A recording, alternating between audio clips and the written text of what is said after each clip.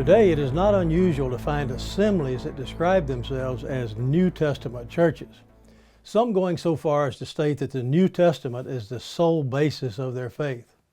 They fail to consider the fact that when it comes to the written word, the first believers had no New Testament.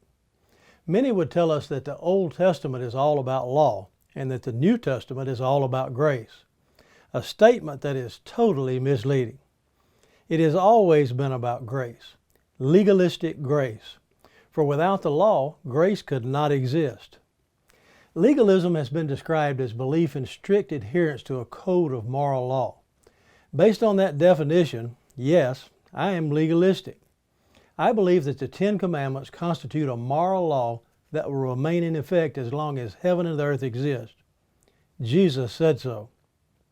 Here's the problem.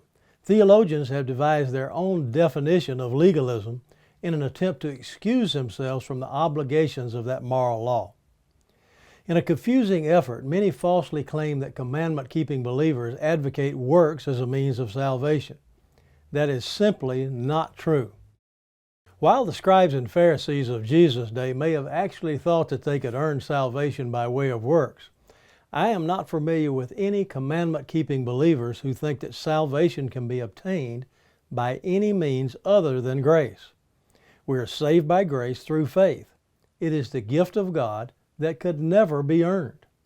Even so, sin is still described in the New Testament as the transgression of the law, and the wages of non-repentant, intentional, and unconfessed sin is still death. Legalistic grace. For by grace are you saved through faith, and that not of yourselves. It is the gift of God, not of works, lest any man should boast. For we are His workmanship, created in Christ Jesus, unto good works, which God hath before ordained that we should walk in them. Earnestly contending for the faith once delivered to the saints, I'm Richard Reeves with Just the Facts.